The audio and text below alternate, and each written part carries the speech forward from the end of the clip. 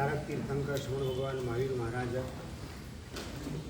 જે સમાધિના અમૃત કુંડની અંદર સદા માટે લીન થઈ ગયા, તો એ લીન કયા માર્ગે થયા, કયો ઉપાય અજમાવ્યો જેના કારણે સ્વરૂપ લીનતાની એને પ્રાપ્તિ થઈ, એ અંગેનો સુંદર મજાનો પ્રકાશ આ 81મી ગાથાની અંદર પાથરવામાં આવેલો છે.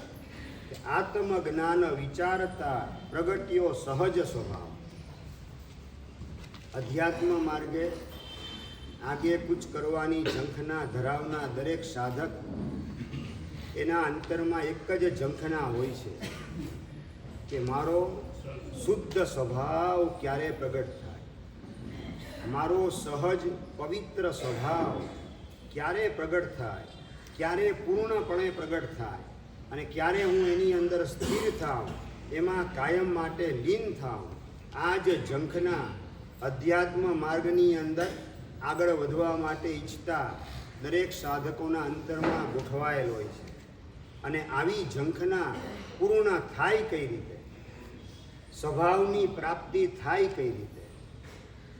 સ્વભાવ તો અંદરમાં પડેલો જ છે, પણ એ કેવો છે? આવરાયેલો છે અને એને પ્રગટ કરવાનો છે.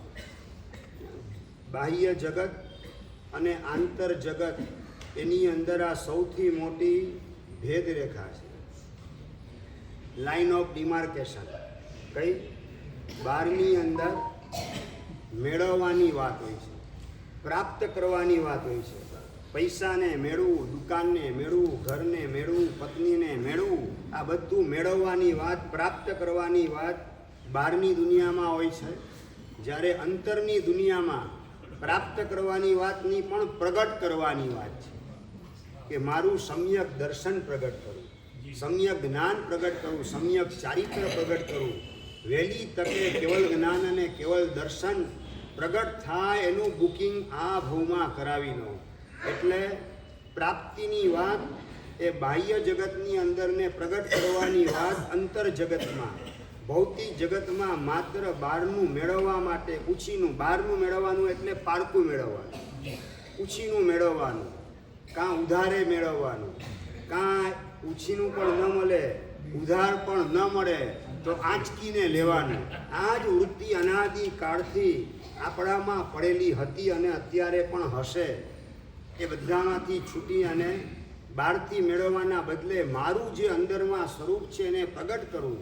અને એ પ્રગટ કઈ રીતે થાય, મારું સ્વરૂપ કેવા પ્રકારનું છે અને કઈ રીતે એને પ્રગટ કરવું, એ માટેની વાત કરેલી છે કે આત્મજ્ઞાન વિચારતા પ્રગટ્યો સહજ સ્વભાવ. આત્મજ્ઞાનની વિચારણા કરતાં કરતાં મારો પોતાનો પ્રગટ પૂર્ણ સ્વભાવ, શુદ્ધ સ્વભાવ, સહજ સ્વભાવ એ પ્રગટ થયો. એટલે સ્વભાવને પ્રગટ કરવાનો ઉપાય કયો છે? આત્મજ્ઞાન વિચારણા. આત્મજ્ઞાનની વિચારણા, આત્મ સ્વભાવને પ્રગટ કરવાની વિચારણા, એની અંદર સતત જોડાયેલા રહેવું અને એની પહેલાં આત્માના સ્વરૂપનો પરિચય મેળવવો. ગઈકાલે 3 પ્રકારના સ્વરૂપની વાત કરેલી હતી. નામોલ્લેખ 3 પ્રકારનો કરેલો, બરાબર. પહેલા નંબરની અંદર વ્યવહારિક સ્વરૂપ, બીજા નંબરની અંદર ઔપાધિક સ્વરૂપ અને ત્રીજા નંબરમાં સ્વાભાવિક સ્વરૂપ. એમાં પહેલા નંબરની વાત ગઈકાલે કરી હતી, 2 બાકી છે વાત. વ્યવહારિક સ્વરૂપ એટલે કહ્યું તો કે હું શરીર રૂપ છું. શરીર સાથે સંકળાયેલી દરેક વ્યક્તિ, એ મમ્મી પપ્પા, ભાઈ બહેન, દીકરો દીકરી, પત્ની, આ બધા શું છે? મારા છે. આવા પ્રકારનો અંદરનો અભિપ્રાય એ આપણું વ્યવહારિક સત્ય એને હાઇલાઇટ કરવાનું કામ કરે છે, જે બહુ ટેમ્પરરી છે, લાંબો સમય ટકવાનું નથી અને એની મોહ માયામાં અટવાય અને આપણું જે સ્વાભાવિક સ્વરૂપ એના તરફ આંખ મીચામણા શરૂ થઈ જાય છે. એ બધું તો કરવાનું છે જ નરેન્દ્રભાઈ, મોક્ષે તો જવાનું છે જ, પણ હમણાં થોડું દુકાનનું, ઘરનું સેટ કરી લો, હમણાં પરિવારની વ્યવસ્થા ગોઠવી લઉં. શું અશોકભાઈ? એટલે આપણે મોક્ષે નથી જવું એમ નહીં, મોક્ષે તો જવું છે જ, કેવળ જ્ઞાન તો મેળવવું જ છે, પણ અત્યારે આ ભવમાં તો મળવાનું નથી, તો આ ભવની અંદર થોડી પૈસાની કમાણી કરી લઉં, થોડો પરિવારને વ્યવસ્થિત કરી લઉં.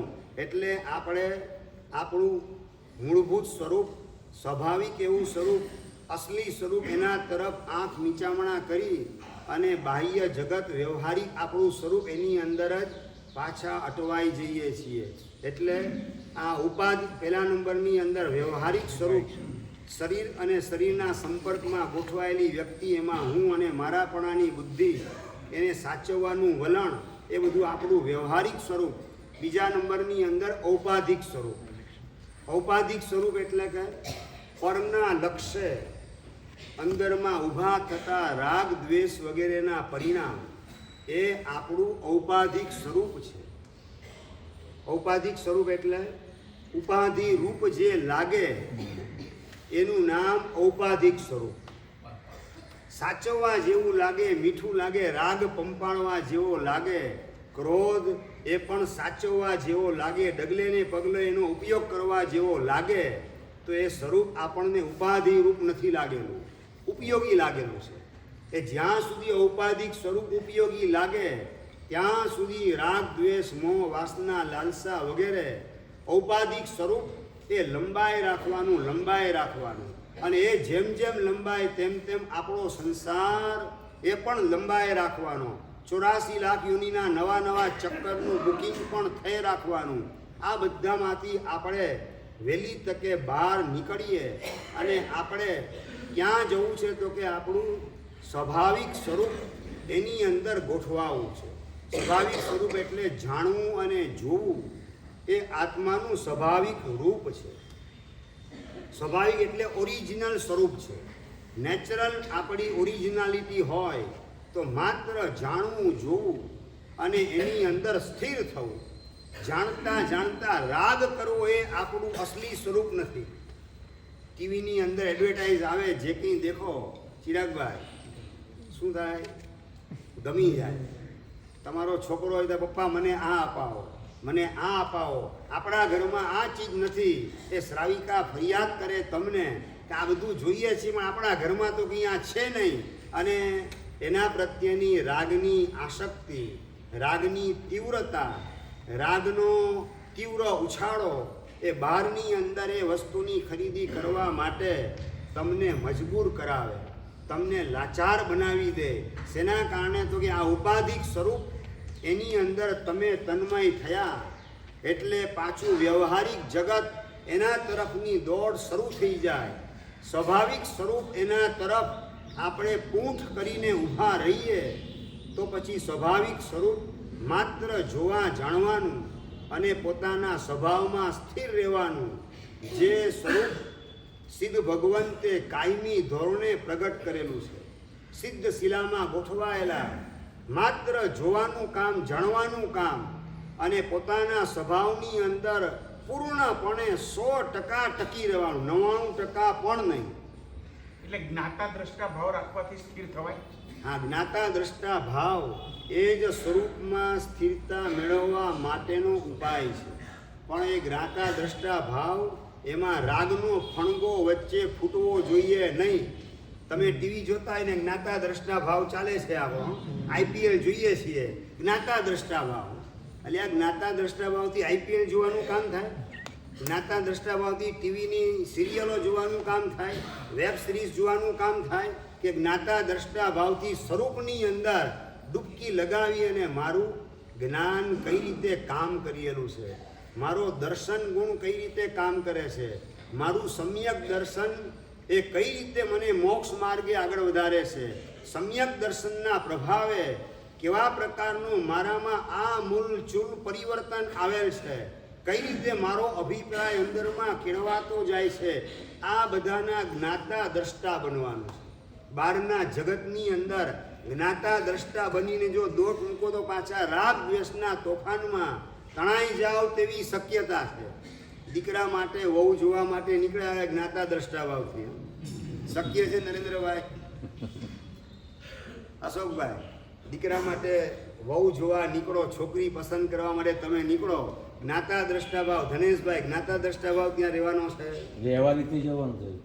હા, વ્યવહારમાં જવાનું. મારે શું કેવું, જો જવાનું છે ને એ બાજુ કર્તવ્યની મોરછાપ આપણે ન મારીએ. એ જવાનું જો લાગશે અંદરથી તો પાછી એવા જવાના પ્રસંગોનું બુકિંગ થઈ રાખશે. જે પ્રકારનો ભાવ ઊભો થાય એ વખતે તમારે વોચ કરવાની છે કે આમાં તન્મય થઈશ તો એનું રિઝલ્ટ શું આવવાનું છે. જવું પડે છે મારી લાચારી છે. બાકી તો યાદ કરીએ પેલા જયસિંહ શેઠ મહાસુદ પાંચમના દિવસે પોતાના દીકરાના લગ્નનો પ્રસંગ અને દીકરાના લગ્નના પ્રસંગે સવારના પોરમાં 5 વાગે પોતાની થેલી લઈ ઘરેથી ઉપાશ્રય તરફ નીકળે છે. આજ અમદાવાદના જયસિંહ શેઠની વાત તમને ડાયરાભાઈ કરું છું. સવારના પોરની અંદર થેલી લઈને નીકળ્યા અને ઘરના બધા મેમ્બર સૂતેલા છે. શ્રાવિકા પતિકમણની અંદર ગોઠવાયેલ છે અને પોતે ઔષધની થેલી લઈ અને ઉપાશ્રય ભેગા થઈ ગયા. હિચકારી ભગવાન પસાઈ કરી પૌષધ દંડક ઉછરાવો છે. અહોરત્તમ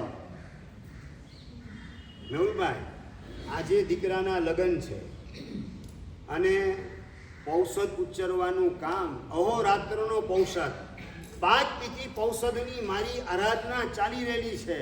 એમાં ક્યાંય ભંગાણ મારે કરવું નથી. વ્યવહારિક સત્ય એને સાચવવા જતાં મારું શાશ્વત સત્ય મારે ગુમાવવું નથી. મારું સ્વાભાવિક સ્વરૂપ એનાથી વિમુખ થવાના માર્ગે દોટ મૂકવી નથી. આવા પ્રકારની સમજણ અંદરમાં કેળવાયેલ હોવાના લીધે લગ્નની તિથિ જ્યારે વસંત પંચમી નક્કી થઈ, ઘરના બધા તમને યોગ્ય લાગે એ ગોઠવો. ઘરના બધા ભેગા થઈ અને જયસિંહભાઈના દીકરાના લગ્ન વસંત પંચમીના નક્કી કરે અને સવારના પોતાને ખ્યાલ છે કે મારે 5 તિથિ પૌષધ કરવાના છે. એ મારે ધર્મને સાચવવો છે. તમને છે ને ઓલું દર વર્ષે પર્યુષણમાં 7મા દિવસે સાંભળો જો ભોલાભાઈ કે ભરત મહારાજાને આયુષ શાળામાં ચક્રરત્ન ઉત્પન્ન થયું, એની વધામણીના સમાચાર આવે. અને બીજી બાજુ ઋષભદેવ પરમાત્માને કેવળ જ્ઞાન પ્રગટ થયું, એના સમાચાર મળે. ભરતભાઈ, ભરત મહારાજાએ શું કર્યું? ભગવાનનો મહોત્સવ કે ચક્રરત્ન એ તો આગળ વધીને બહુ તો આ ભવ પૂરતો સાથ અને સહકાર આપશે છેલ્લા શ્વાસ સુધી, પણ આવતા ભવની અંદર આ ચક્રરત્નનો મહોત્સવ મને સાથ સહકાર નથી આપવાનો. અને આ કેવળ જ્ઞાનનો મહોત્સવ કરીશ તો આ કેવળ જ્ઞાનનો મહોત્સવ મારા કેવળ જ્ઞાનનું બુકિંગ કરાવી જન્મ મરણના ચક્કરમાંથી મને છોડાવી વહેલી તકે પરમ પદમાં પ્રતિષ્ઠિત કરશે. આ વિચાર ભરત મહારાજાને આવે છે. એની જગ્યાએ હિરણભાઈ તમે એવો વિચાર શું કરો? જોને તોની ભાષામાં ભરત ચક્રવર્તીની જગ્યાએ તમે હોને સમાચાર મળે, રાહુલભાઈ શું કરવાનું? તમને ખબર હોય કે ચક્રરત્નનો મહોત્સવ તો મારે જ કરવાનો છે. કેવળ જ્ઞાનનો મહોત્સવ હું નહીં કરવા જાઉં ને તો ઇન્દ્ર મહારાજ બધા ભેગા થઈ મારા કરતાં વધારે સારો મહોત્સવ કરવાના છે. પણ આ તો મારે જ કરવું પડે એમ છે.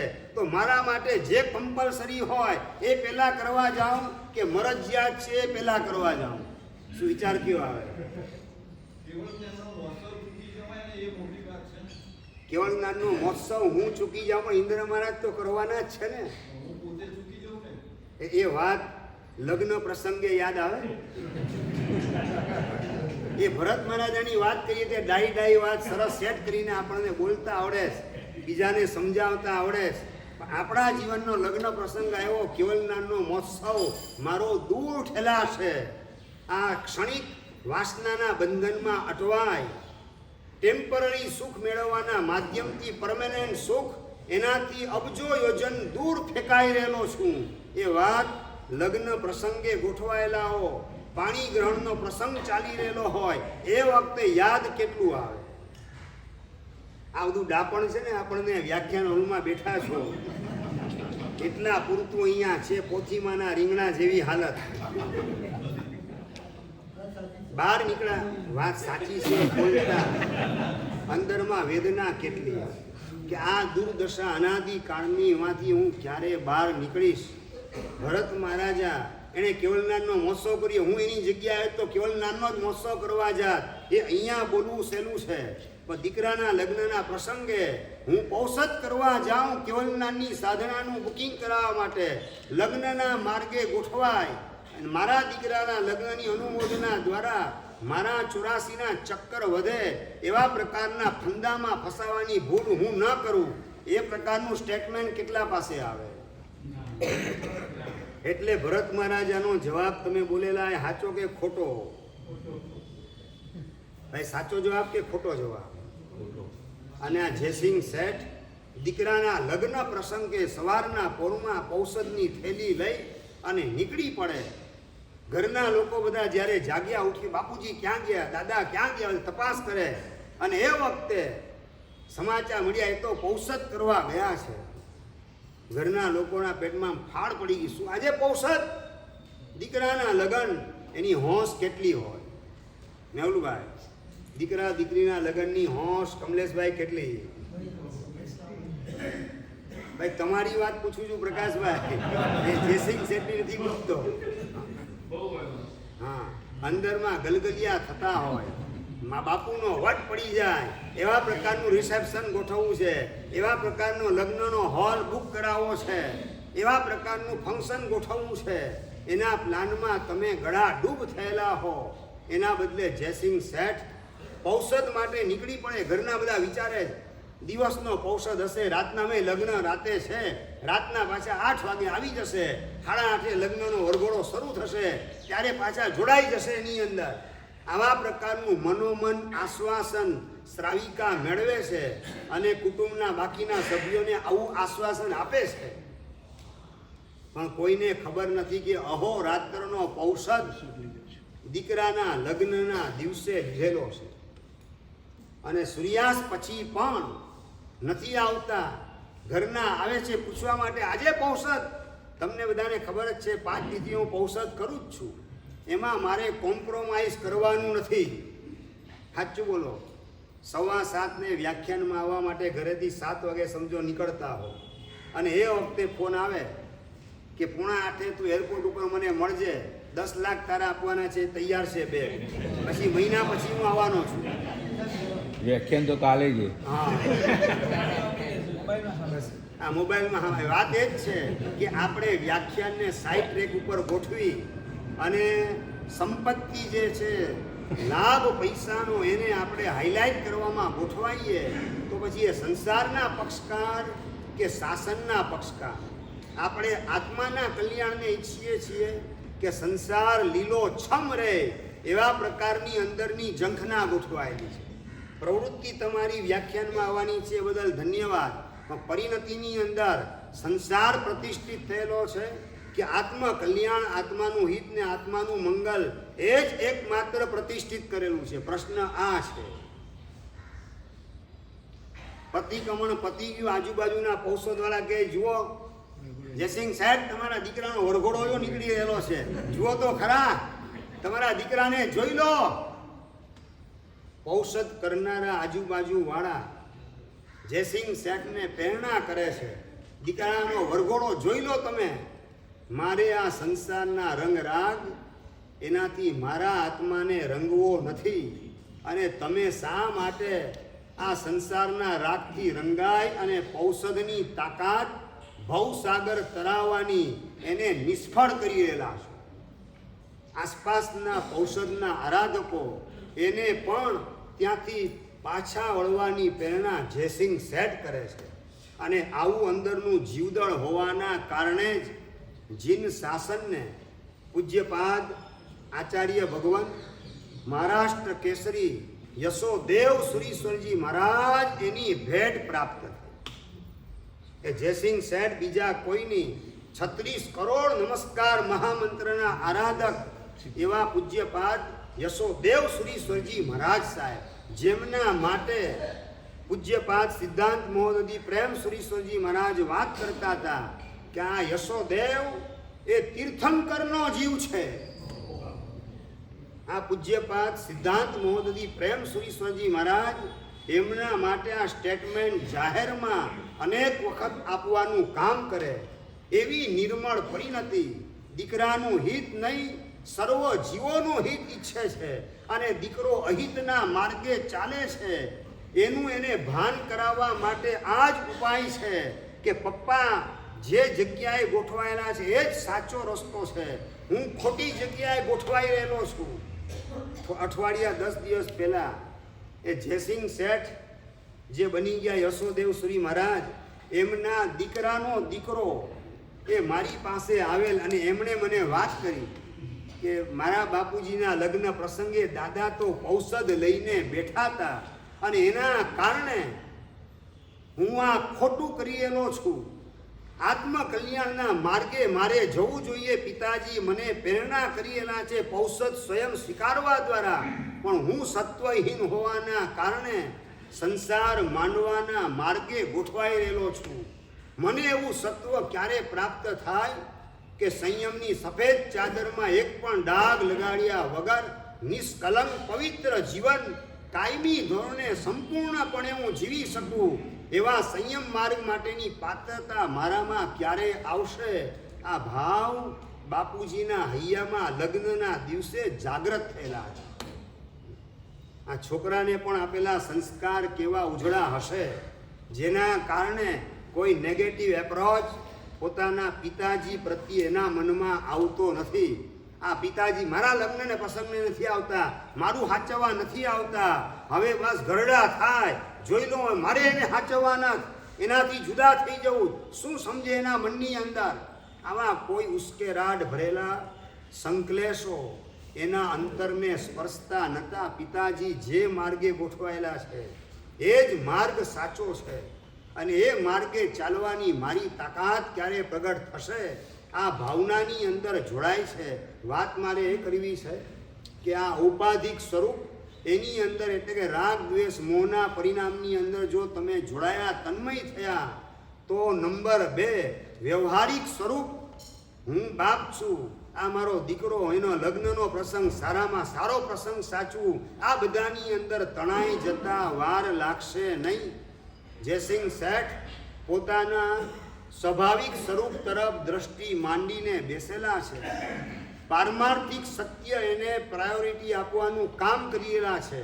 વ્યવહારિક સત્ય એને ગૌણ કરવાનું આપોઆપ સત્વ સ્ફુરાયમાન થાય અને અંદરમાં રાગ દ્વેષના તોફાન ઊભા ન થાય એવા પ્રકારનો કંટ્રોલિંગ પાવર પોતાની અંદર પ્રગટ કરેલો છે અને એના કારણે સ્વસ્થતાથી ઔષધની અંદર પણ પ્રતિક્રમણ પછી કાવસક ધ્યાનની અંદર ખોવાઈ જાય. દીકરાના લગ્નના વરઘોડાને જોવા માટેની કોઈ હોંશ કે કોઈ ખણજ પોતાના મનમાં પણ ઊભી ન થાય એ માટે કાવસકની સાધનાની અંદર ખોવાઈ જાય, જોડાઈ જાય, લીન બની જાય.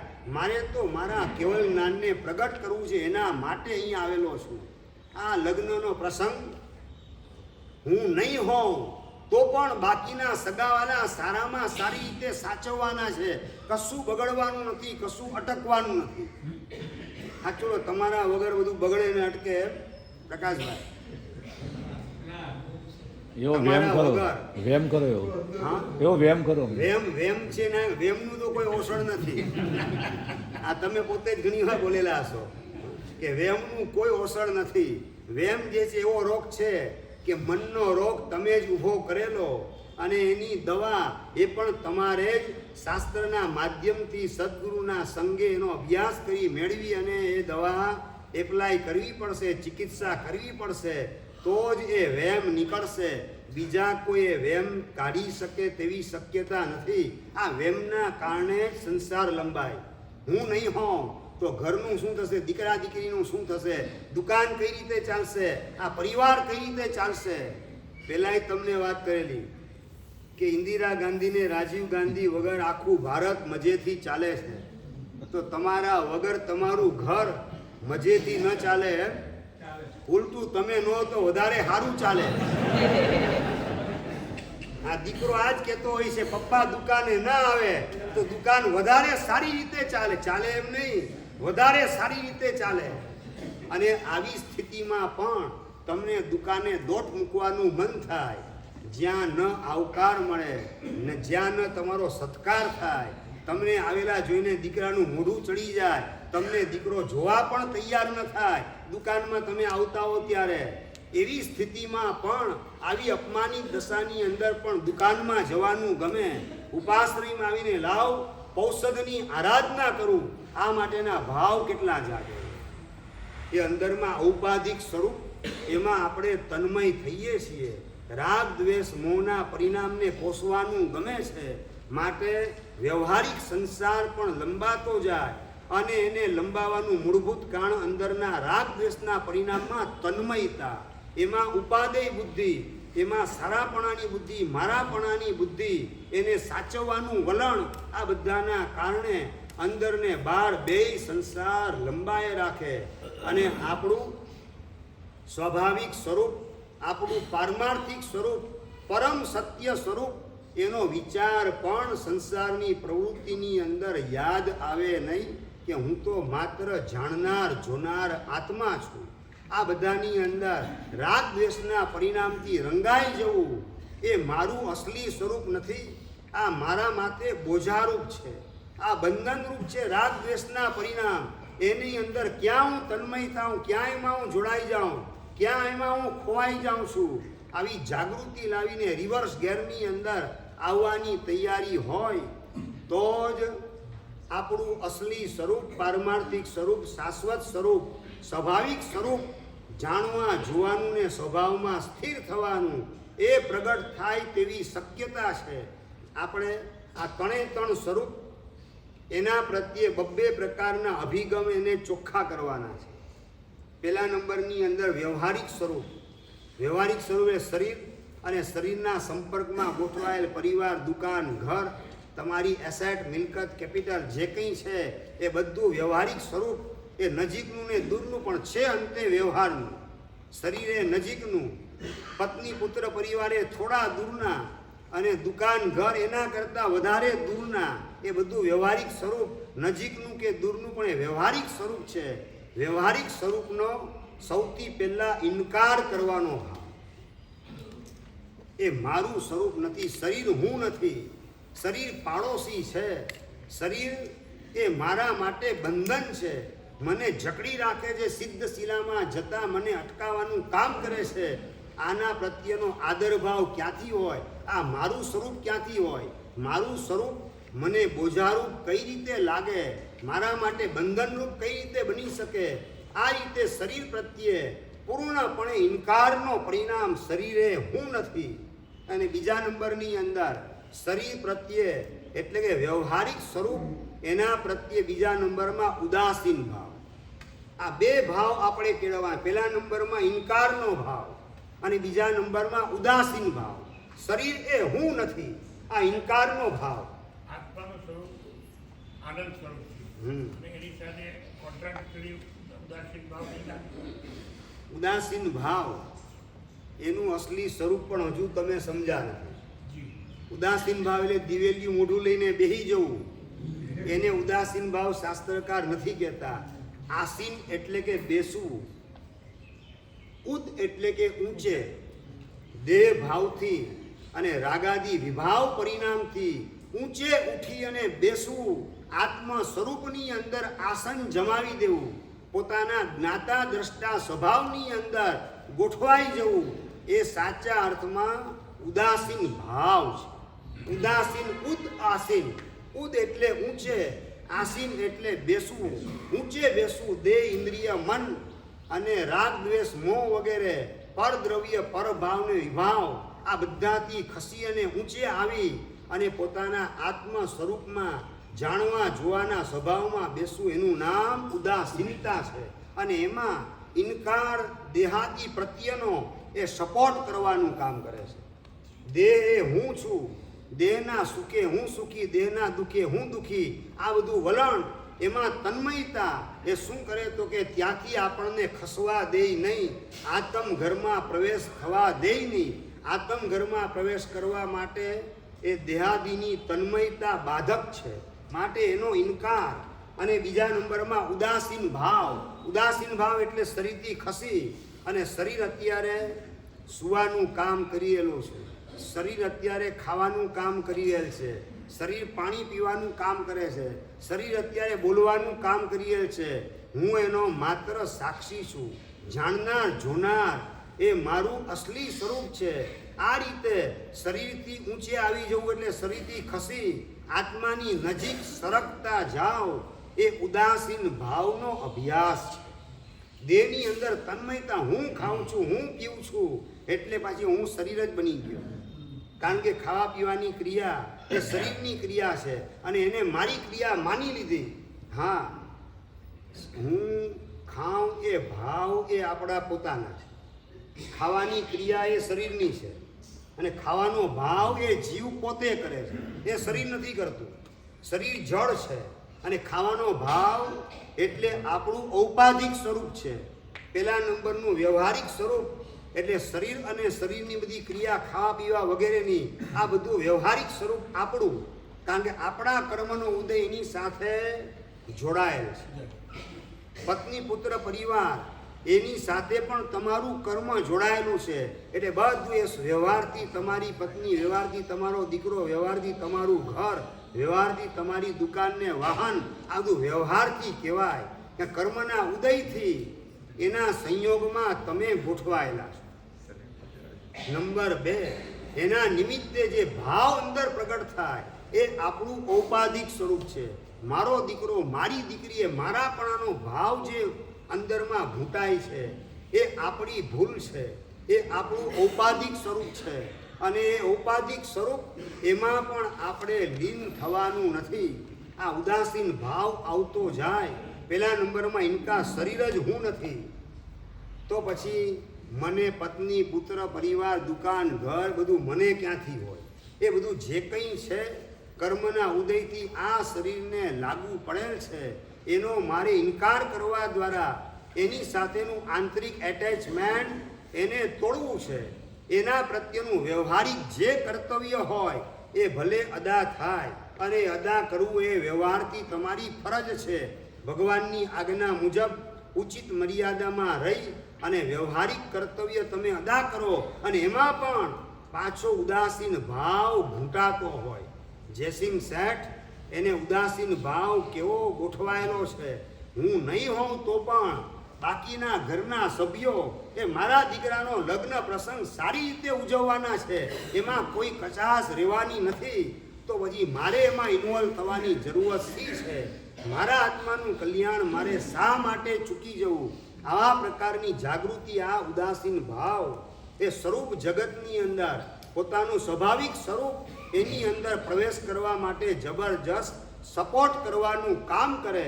પહેલા નંબરની અંદર વ્યવહારિક સત્ય, વ્યવહારિક સ્વરૂપ, એના પ્રત્યે ઇનકારનો ભાવ, આ હું નથી અને મારી ચીજ નથી. અને બીજા નંબરમાં ઉદાસીન ભાવ, જેનો ઇનકાર હોય એના પ્રત્યે સહજ રીતે ઉદાસીન ભાવ આવે. પણ ક્યારે ઉદાસીન ભાવ? તો કે એના પ્રત્યેની વ્યવહારિક ફરજ તમે ઉચિત મર્યાદામાં રહીને પાડી રહેલા હો, એ વખતે અંતરમાં ઉદાસીન ભાવ ઘૂંટાતો. દીકરો મારો નથી એટલે સ્કૂલે તમે દાખલ ન કરો, પાઠશાળાએ ન મોકલો, નૌકાર ન મળાવો, ધર્મના સંસ્કાર ન આપો, મારે એને કંઈ લેવા દેવા નથી. પાછું એવી રીતે જડતા કરવાની નથી. પાછો આપણો કર્તવ્ય પરિણામ, એને વ્યવહારથી આપણું જે કર્તવ્ય છે, ધાર્મિક રીતે જે કર્તવ્ય છે, આધ્યાત્મિક રીતે જે કર્તવ્ય છે, બધા કર્તવ્ય મારે સારી રીતે અદા કરવા છે. પણ એ કરતી વખતે પણ સંસાર પ્રત્યેનો ઉદાસીન ભાવ ગોઠવાયેલો હોય. કર્મના ઉદય પ્રત્યે, પુણ્યના ઉદય પ્રત્યે ઉદાસીન ભાવ એટલે નોન એટેચમેન્ટની ભૂમિકા અંદરમાં ઘૂંટાતી હોય. એનાથી આપણા પરિણામ પાછા ફરતા હોય. કર્તવ્ય આ બધા પૂરા કરી આત્મકલ્યાણના માર્ગે સંયમની સાધના માટે ક્યારે નીકળી પડીશ? આ ભાવ જયસિંહ શેઠ કાયોસરની સાધનામાં આ ભાવને ઘૂંટતા હતા. એના પ્રતાપે જ સંયમની સાધના કરી શક્યા. જયસિંહ શેઠે નોકરી કરનારા માણસ, એમ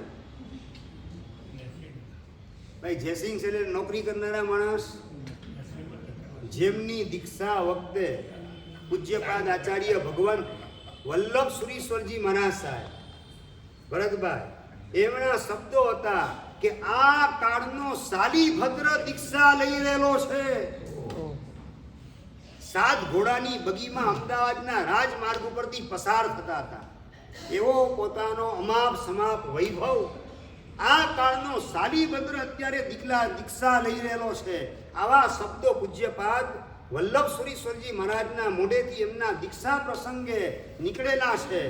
કેવી સુખ સાહેબીની અંદર ઉછરેલા હશે, કેવો ઠાઠ માઠ ને વૈભવ એની આસપાસ ગોઠવાયેલો હશે, છતાં એના પ્રત્યે પૂર્ણ ઉદાસીન ભાવ અંતરમાં ઘૂંટાઈ રહેલો છે. વ્યવહારિક સત્યની અંદર જોડાતા નથી, તણાતા નથી, ખોવાતા નથી. અને એમાં ખોવાઈ જઈશ તો અનંત કાળ સુધી પાછો આ માનવ ભાવ, જીન શાસન અને સદગુરુનો સંગમ આ બધું મારે ચૂકી જવું પડશે. રમણ ભમણ નરક નિગોદના દુઃખની સજા આ બધી મારે એકલાએ ભોગવવી પડશે. એ વખતે દીકરો દીકરી પત્ની પરિવાર કોઈ ભાગ પડાવવા માટે આવવાનું નથી. આ ત્રિકાલ અબાધિત સત્ય કર્મ ગ્રંથના અભ્યાસના માધ્યમથી અંદરમાં સત્ય ચોખ્ખું કરેલું હતું. એના કારણે ઉદાસીન ભાવ પોતે ગોઠવી રહેલા છે. વ્યવહારિક કર્તવ્ય મારી ગેરહાજરીમાં સારી રીતે બધો પ્રસંગ ઉજવવાનો છે તો મારે જવાની જરૂરત નથી. તમે તો છે ને પારકાના દીકરાના લગ્નમાં હોંશે હોંશે જતા હો છો. અહીંયા પોતાના દીકરાના લગ્નમાં જવા તૈયાર નથી. ઉદાસીન ભાવ કોને કહેવાય? દિવેલિયું મોઢું નથી. દ્વેષ ભાવ દીકરા પ્રત્યે નથી, પણ દીકરાને સાચી દિશા એને સુજાડવા માટેનો આ એક સમ્યક પ્રયાસ છે. અને દીકરો પણ સંસ્કારી છે, સંસ્કાર સારા આપેલા છે, એટલે નેગેટિવિટી પિતાજી પ્રત્યે મનમાં લેશ માત્ર ઊભી થવા દેતો નથી. દીકરો નહીં, દીકરાનો દીકરો એ પણ મને જે મળ્યા અઠવાડિયા પહેલા, એના મનમાં પણ દાદા પ્રત્યેનો અહોભાવ, એમનો વૈરાગ્ય ભાવ કેવો તીવ્ર હતો. બસ એ વૈરાગ્ય ભાવ મને મળે એવી ભગવાનને રોજ પ્રાર્થના કરું છું. એનો પૌત્ર પણ અઠવાડિયા પહેલા મારી પાસે આવ્યા ત્યારે આ વાત કરતા હતા. મારે વાત તમને એ કરવી છે કે આ વ્યવહારિક સત્ય પ્રત્યે અંતરમાં પહેલા નંબરમાં ઇનકારનો ભાવ અને બીજા નંબરમાં એના સંબંધી વ્યવહારિક કર્તવ્ય અદા કરતા કરતા ઉદાસીન ભાવ અંતરમાં ઘૂંટાતો હોય. આ બે વસ્તુ ગોઠવાય તો આપણું ઠેકાણું પડી શકે. તમે પારકાના દીકરા દીકરીના લગ્ન પ્રસંગે ગયેલા હો, રિસેપ્શનમાં ગયા, લગ્ન પ્રસંગે ગયા ને બહાર નીકળ્યા, પૂછ્યા આમ કેવું હતું? રાહુલભાઈ શું બોલો? ઉમેશભાઈ? હા સારું. આ વર વહુની જોડી આમ ટોપ ક્લાસ જે હોય બોલો ને. પણ આ પારકાના પાપના વઘાર કરવાના કામ ભગવાનના શાસનને પામેલ સાધક કઈ રીતે કરી શકે? સાધક પોતાના પાપના પણ વઘાર ન કરે અને પોતાના પાપના કરેલા વઘાર એ પણ પોતાનો ડૂચો કાઢી નાખે એવી સ્થિતિમાં કર્મસત્તા એને ગોઠવી દે. એક બાણથી બેને ખતમ કર્યા. હરણીને તો ખતમ કરી, પેટમાં રહેલું બચ્ચું એને પણ પતાવી દીધું. તરફડિયા મારતું બચ્ચું અને હરણી પણ છેલ્લા શ્વાસ લઈ રહેલી છે. ઘોડા ઉપરથી બાણ ફેંકી અને બંનેને પતાવનાર ક્ષણિક મહારાજ ઘોડાને દોડાવતા દોડાવતા હરણી પાસે આવે ને જુએ તો પેટ ફાડીને બચ્ચું બહાર. ત્યાંને ત્યાં યમ શરણ થઈ ગયું અને હરણી છેલ્લા શ્વાસ લે છે અને મૂછે વળ દેવાનું કામ જોઈ મારી બાણાવાળી એક બાણથી બેને ખતમ કર્યા. ઘોડાને દોડાવતો હોઉં તોય નિશાન ટાકું તો જરાય મારું નિશાન ચૂકાય નહીં. કેવી મારી બાણાવાળી! આ વઘાર પોતાના પાપનો કરેલો વઘાર એ જ વખતે આયુષ્ય બંધાઈ ગયું અને સીધા નરકની અંદર ક્ષણિક મહારાજ ગોઠવાઈ જાય એવી સિચ્યુએશન કર્મ સત્તાએ ઊભી કરી દીધી. અલ્યા પણ ભાઈ એ વખતે ભલે ભૂલ થઈ ગઈ, હવે તો હું ભગવાન મહાવીર મહારાજાનું શાસન પામેલો છું, હવે તો હું સાઈક સંકિત પામેલો છું, હવે તો ભગવાન મહારાજાનો અનન્ય સેવક બનેલો છું. રોજ 108 સોનાના જવલા સવાર બપોર સાંજ જે દિશામાં ભગવાન વિચરતા હોય એ દિશામાં સોનાના જવલાનો સાથીઓ કરું છું, નંદા વ્રત ગોઠવું છું અને આગળ વધીને ભગવાન પ્રત્યેની પ્રીતિને ભક્તિના પરિણામ એટલા ક્લાઇમેક્સ ઉપર પહોંચાડેલા છે કે આવતી 24ની અંદર ભગવાનની ઝેરોક્સ કોપી હું બની જવાનું. ભગવાન આ 24ના છેલ્લા તીર્થંકર ભગવાન મહાવીર મહારાજા, હું આવતી 24નો પહેલો તીર્થંકર પદ્મનાભ. ભગવાન મહાવીરનું આયુષ્ય પદ્મનાભ તીર્થંકરનું, ભગવાન મહાવીરની કાયા 7 હાથની, પદ્મનાભની કાયા 7 હાથની. ભગવાન મહાવીર મહારાજા એના શરીરનો વર્ણ કંચન વર્ણ, સોના જેવો વર્ણ, અને પદ્મનાભ તીર્થંકર એમનો પણ શરીરનો વર્ણ સોના જેવો. વાત મારે એ કરવી છે, ભગવાન મહાવીરની હું ઝેરોક્સ કોપી બની જાઉં એટલી હદે મેં મારા પરિણામને ઉંચકેલા છે, એવા ભાવોને કેળવેલા છે, અને તું મને નરકમાં મોકલેશ. ક્ષણિક મહારાજ કર્મ સત્તાની સામે આ વાત કરે તો કર્મ સત્તા સાંભળે કે ન સાંભળે? ન સાંભળી વાત. હકીકત સત્ય એ જ છે, આમાંની કોઈ પણ વાત કર્મ સત્તા સાંભળવા તૈયાર નથી. તમે તીર્થંકર જ્યારે થવાના હો ત્યારે થજો. અત્યારે તમને રિમાન્ડ ઉપર ન લઉં 84,000 વર્ષ સુધી પેલી નરકમાં, તો મારું નામ કર્મ સત્તા નહીં. તમે મૂછે વળ બાંધવાનું કામ કરતા હતા, એ વખતે મને ભૂલી ગયા, મારી તાકાત ભૂલી ગયા, તો મારો પરચો તમને દેખાડી લઉં, જોઈ લો. એ પોતાના પાપનો કરેલો વઘાર, એના પણ આવા દુષ્પરિણામ આવે કે ખુદ ભગવાન મહાવીર મહારાજા મળવા છતાં એની નરક કેન્સલ થઈ શકે નહીં. તો તમે પારકાના પાપના વઘાર કરો. બંગલો જોરદાર, BMW કાર જોરદાર, ઓડી કાર જોરદાર હતી, મર્સિડીઝ કાર જોરદાર હતી, આ બીજાના પાપના વઘાર કરો. એનું રિઝલ્ટ શું આવવાનું, આની કલ્પના ઉમેશભાઈ કેટલી વાર કરો? જનકભાઈ કેટલી વાર કલ્પના કેટલી કરો?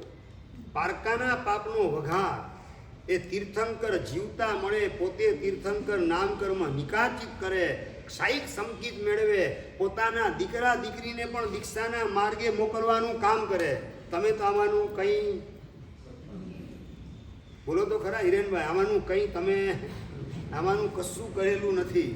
અને એમણે ખાલી માત્ર પોતાના પાપનો વઘાર કર્યો, પોતાના પાપની અનુમોદના કરી, અને તમે પાછા ધર્મના ક્ષેત્રે એના કરતાં ઘણા બધા BC ક્લાસ.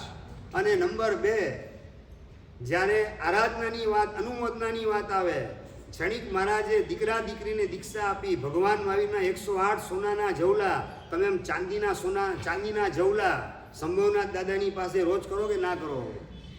ઓલા ત્રિકાળ કરતા હતા, તમે એક ટાઈમ કરો કે ના કરો? એમાંનું શું તમારી પાસે છે?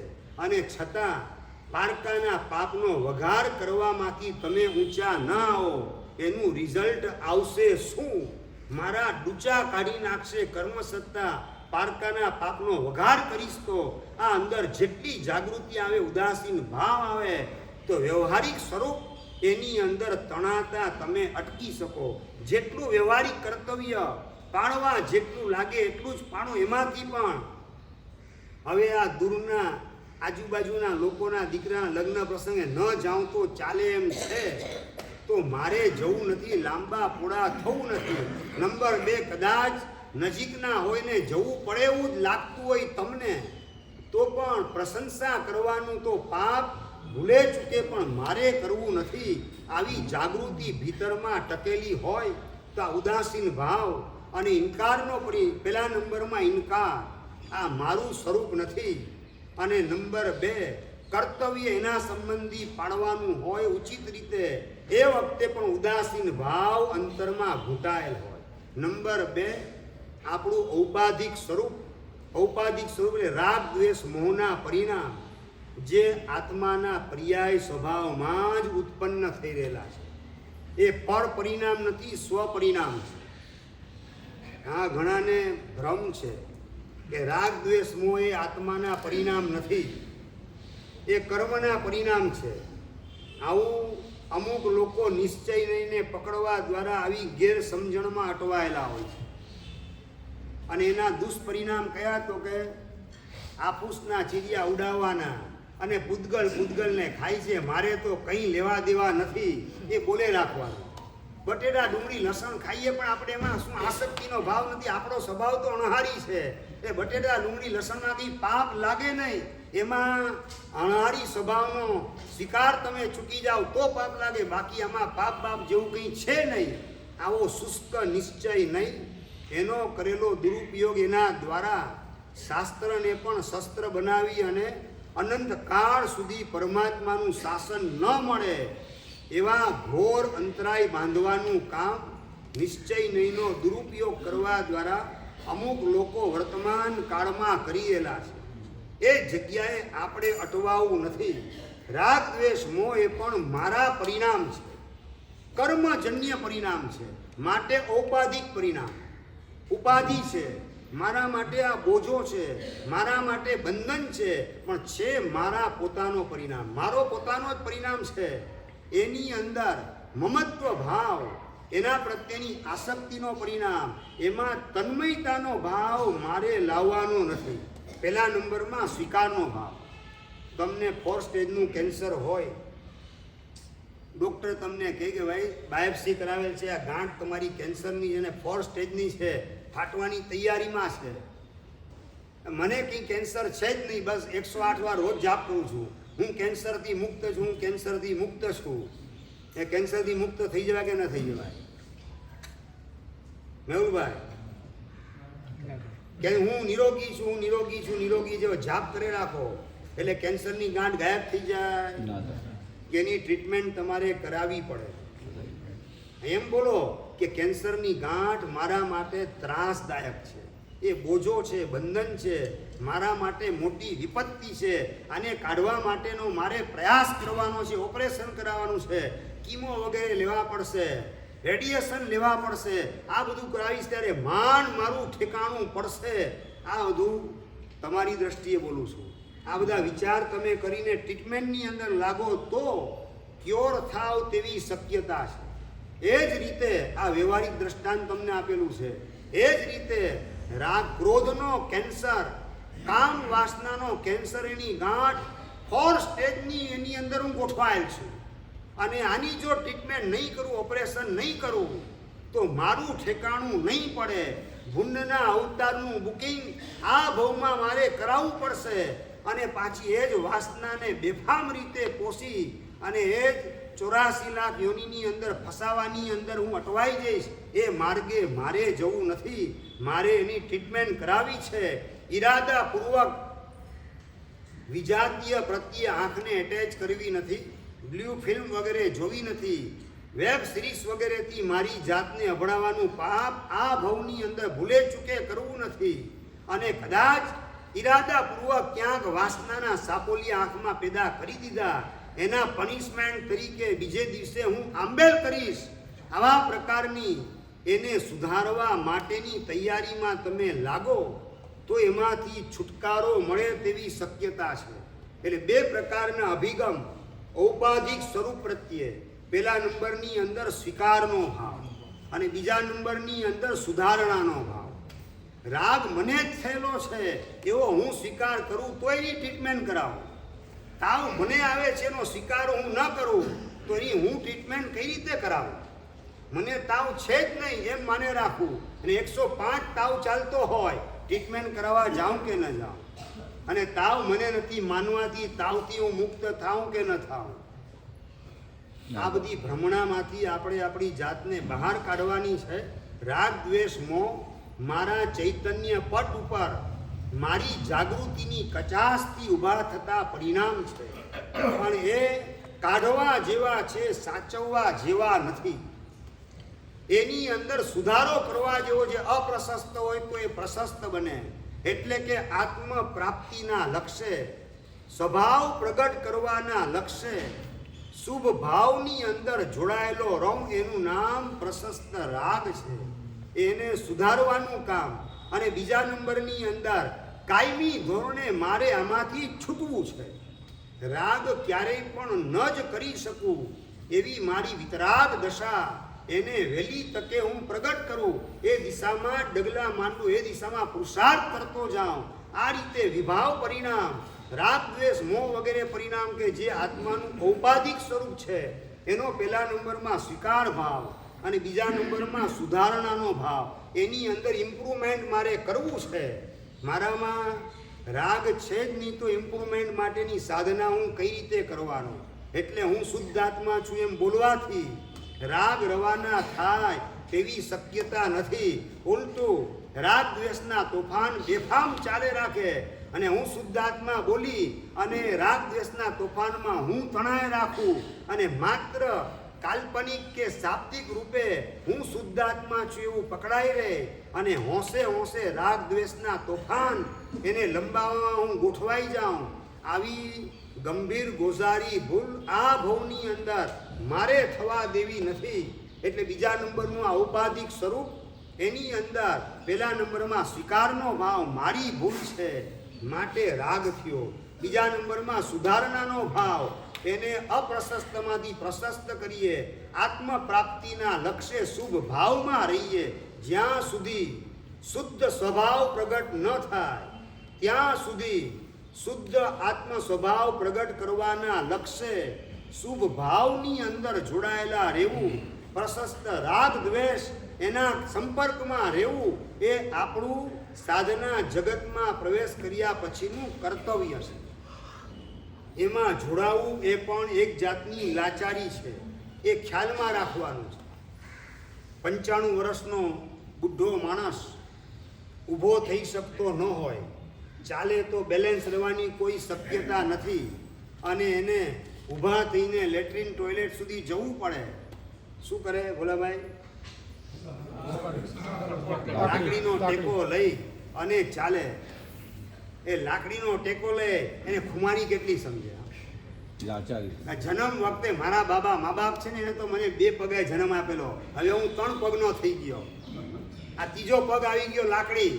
એની ખુમારી હોય કે અંદરમાં મજબૂરી સમજે? મજબૂરી સમજે ને છતાં લાકડીને છોડે નહીં. સમજાય? બેલેન્સ રાખે છે. લાકડી લેવી એ મારી મજબૂરી છે કે નહીં લઉં તો હું પડી જઈશ, ગબડી જઈશ, બેલેન્સ રહેતું નથી. અને નંબર 2, લાકડીનો મદાર પાછો એને હોય નહીં. લાકડી ઉપર ભાર આમ પૂરેપૂરો આપીને ચાલે કે જેટલો જરૂરી એટલો ટેકો લેવાનું કામ, બાકી પોતાના 2 પગ ઉપર વધારે જોર આપવાનું કામ. કઈ દિશામાં? પોતાના 2 પગ એટલે સમ્યક દર્શન ને સમ્યક જ્ઞાન, એના ઉપર જોર વધારે આપવાનું. લાકડીના ટેકા તરીકે પ્રશસ્ત રાગ દ્વેષ એ લાકડી છે. આત્મ સ્વભાવ પ્રગટ કરવાના લક્ષ્ય પ્રભુ ભક્તિમાં હું જોડાઉં છું, એ પ્રશસ્ત રાગ એ લાકડી છે. એ લાકડીનો ટેકો લેવો પડે છે, એ મારી મજબૂરી છે. કારણ કે અત્યારે મારા વિતરાગ નિર્વિકલ્પ સ્વભાવની અંદર કાયમી ધોરણે હું ઠરીઠામ થઈ જાઉં એવી મારી તાકાત નથી, કેપેસિટી નથી. એ તો કેવલ જ્ઞાની હોય એ કાયમી ધોરણે સ્વભાવમાં ડૂબે. એની પહેલાંના બધા તો આવન જાવન કરતા હોય, સ્વભાવમાં જાય પાછા વિભાવમાં આવે, સ્વભાવમાં જાય પાછા વિભાવમાં આવે. 6ઠે 7મે ગુંઠાણે રહેલાની પણ જો આ સ્થિતિ હોય તો ચોથે હોય કે હજી પહેલે જ ગોઠવાયેલા હોય, એ તો કઈ રીતે સ્વભાવની અંદર શુદ્ધ ભાવમાં સ્થિર થઈ શકે? એટલે લાકડીના ટેકાના સ્થાનમાં પ્રશસ્ત રાગ દ્વેષ એટલે કે ગુરુ ભક્તિના ભાવ, પ્રભુ પ્રીતિના ભાવ, સુપાત્ર દાન અને પરમાત્માની પૂજાના ભાવ, આ પ્રશસ્ત રાગ દ્વેષ એના રૂપી લાકડીના ટેકે સ્વભાવ પ્રગટ કરવાના લક્ષ્ય આ લાકડીનો ટેકો લઈ અને આગળ વધે. એટલે કે રાગ દ્વેષ વગેરે ઔપાધિક ભાવ એ મહારાજ પર્યાય સ્વભાવમાં પ્રગટ થાય એનો શિકાર છે. અને બીજા નંબરની અંદર એમાં સુધારણા કરવાનો પણ પ્રયત્ન છે. અને કાયમી ધોરણે રાગ દ્વેષ છૂટી જાય તો સારું, તો મારા જ્ઞાતા દ્રષ્ટા સ્વભાવમાં હું સ્થિર થઈ જાઉં એવા પ્રકારનું લક્ષ્ય પણ અંદરમાં છવાયેલું છે. પ્રોપર ચેનલ ગોઠવી અને મોક્ષ માર્ગે એ આગળ વધી રહેલો છે.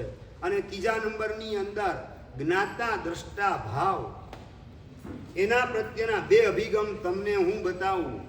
એની પહેલા જેમણે જ્ઞાતા દ્રષ્ટા ભાવ પૂર્ણપણે પ્રગટ કરવા માટે જ આજના દિવસે જન્મ લીધો, જેનું જન્મ કલ્યાણક કહેવાય. માત્ર સ્વકલ્યાણની વિશ્વ કલ્યાણની ભાવનાથી જેમનું આ અવની તલ ઉપર અવતરણ થયું અને ભોગના કાળની અંદર યોગની સાધના કરવાના માટે જેમણે હરણફાળ ભરવાનું કામ કર્યું, રાજીમતીને માત્ર ઈશારો કરવા માટે આવ્યા કે તૈયાર રહેજે, હું દીક્ષા લઉં છું, કેવળ જ્ઞાન હું મેળવું એટલે તૈયાર રહેજે દીક્ષા લેવા માટે, ઈશારો કરવા માટે રાજીમતીના મહેલ સુધી આવ્યા અને પાછા વળી ગયા પશુનો પોકાર સાંભળીને. એવા નેમિનાથ પરમાત્મા એનું આજે જન્મ કલ્યાણક, એનું જન્મ કલ્યાણક એટલે કે અજન્મા થવાની સાધના પ્રભુએ કરી અને એ સાધના આપણને સૌને પણ આપી. એવી અજન્મા થવાની સાધના કરવા માટે આજે આ નેમિનાથ પરમાત્માનું જન્મ કલ્યાણક એની ઉજવણી ગામે ગામ થાય. લગભગ 250 કરતાં વધારે જગ્યાએ નેમિનાથ પરમાત્માના સુંદર મજાના અભિષેક વગેરેનું ભવ્ય આયોજન ગોઠવાયેલું છે. મારા વિદ્યા ગુરુદેવ પૂજ્યપાદ જય સુંદર સુરીશ્વરજી મહારાજની નિશ્રામાં, ગિરનાર તીર્થની તળેટીમાં, ગિરનાર દર્શન ધર્મશાળામાં ભવ્ય મજાનો ઠાઠમાઠ પૂર્વક નેમિનાથ ભગવાનનો જન્મ કલ્યાણકની ઉજવણીનો પ્રસંગ અત્યારે ચાલી રહેલો છે. ગામે ગામ આવી ઉજવણી થાય. ગામે ગામ કેટલાય ભાવુકો ઉલ્લાસ ઉમંગથી આજે અઠ્ઠમ દ્વારા માસક સમણનો પાયો નાખવાની અંદર જોડાતા હોય. આજે કેટલાય મારી પાસે સવારના પૂરમાં સાહેબ અઠ્ઠમ, સાહેબ 9 ઉપવાસ, સાહેબ 5 ઉપવાસ, આવા કેટલાય ભાવુકો મારી પાસે પચખાણ લેવા માટે પણ આવ્યા. આ તપના તોરણ બંધાય નેમિનાથ પરમાત્માના જન્મ કલ્યાણક નિમિત્તે. અને એમાં પણ નેમિનાથ પરમાત્માના 5 કલ્યાણક એની ભવ્ય રીતે ઠાઠમાઠથી ઉજવણી સકલ શ્રી સંઘ કાયમી ધોરણે કરી શકે એ માટે પૂજ્ય સાધ્વીજી ભગવાન અનંત કીર્તિ શ્રીજી મહારાજ સાહેબ એમના પરિવારના એક સાધ્વીજી ભગવંતે સરસ મજાની પંચ કલ્યાણક એના સંબંધી સક્ર સ્તવની જેમ નેમિનાથ પરમાત્માની સ્તુતિ અને ભક્તિ ભાવ એનાથી ગર્ભિત એવા સ્તોત્રની સ્તવની રચના કરેલી છે, જેનું આજે વિમોચન આપણા સંઘના પ્રમુખ અશોકભાઈ અત્યારે કરશે. આવીને અશોકભાઈ, હા ભરતભાઈ, હા જે તમને જે યોગ્ય લાગે. હા એટલે આ સરસ મજાનું આ સાધ્વીજી ભગવાન મૃદુ વર્ધના શ્રીજી મહારાજે ના પાડી છે કે રચના કરનાર કોણ છે એનું નામ કોઈને પણ કહેવાનું નથી અને બોલવામાં નથી આવતું, પણ એ નામ કોનું છે બોલ્યા વગર આ રચના એના માધ્યમથી ગામે ગામ સરસ મજાની ભક્તિની અંદર બધા જોડાય એવા પ્રકારનું આ સ્તોત્ર એનું આજે ઓપનિંગ પણ અત્યારે થાય છે. સાથે સાથે એક ભાગશાળી ઉભા થઈ રહેશે હાથ પકડો. સાથે સાથે પૂજ્યપાદ ઉર્જા પુરુષ યુગ પ્રધાન આચાર્ય સમ ચંદ્રશેખર વિજયજી મહારાજા એમની ગુરુ દશમી એ પણ આવી રહેલી છે ને એ નિમિત્તે ભારતભરના વિવિધ સંઘોમાં સામૂહિક આંબેલનું પણ આયોજન ગોઠવાયેલું છે. આપણા સંઘમાં પણ ત્યાગ ગ્રુપ દ્વારા તપોવનના ભૂતપૂર્વ વિદ્યાર્થીઓ બનાવેલું ત્યાગ ગ્રુપ એના દ્વારા આંબેલનું પણ આ શનિવારે ગુરુ દશમી શ્રાવણ સુદ દશમના દિવસે ભવ્ય રીતે આંબેલનું પણ આયોજન ગોઠવવામાં આવેલું છે. તો જેમને પણ પાસ જોઈતા હોય તો આ પાસ વ્યાખ્યાન પછી અહીંથી પ્રાપ્ત થઈ શકશે.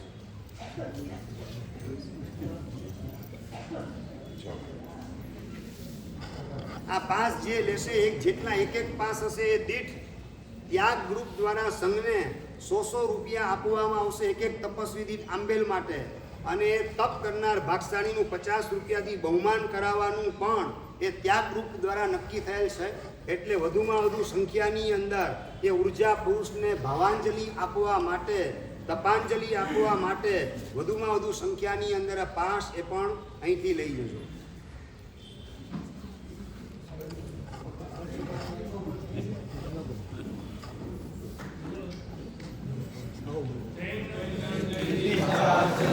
જૈનમ જય પી, જૈનમ જય પી,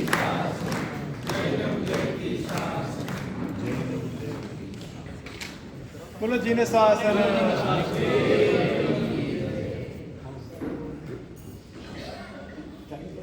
એક આચાર્ય મારા સાથે हो रहा एक साथी, एक आचार्य मारा સાદી साथ વંદના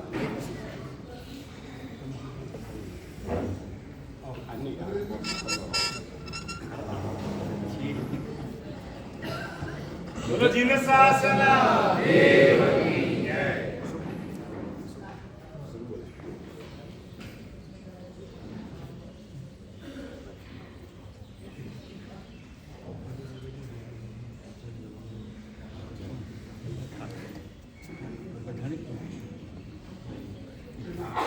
પૂજ્યપાદ વર્ધમાન તપોનિધિ જ્યોતિર્વિદ મહાપુરુષ ઉપાધ્યાય વિમલસિંહ વિજયજી મહારાજ સાહેબ એમની આગામી ચાતુર્માસની જે બોલાવવા માટે ટ્રસ્ટીગણ વગેરે પધારવાનું છે જૈન સોસાયટી મુકામે, જેમને પણ અનુકૂળતા હોય તો સકલ સંઘના ભાવુકો પણ અશોકભાઈનું ખાસ સૌને નિવેદન છે. એમણે કીધું મારા વતી આપ સાહેબ જાહેરાત કરી દો, એટલે જેમને પણ અનુકૂળતા હોય બરાબર 10 વાગે અહીંથી બધા ટ્રસ્ટીઓ અને ભાવુકો નીકળશે અને જૈન સોસાયટી ઉપાધ્યાય મહારાજ સાહેબ એમની ચાતુર્માસની જે બોલાવવા માટે પધારવાના છે. જેમને અનુકૂળતા હોય તે સાથે જઈ શકે. પચ્ચ ખાં વંદન.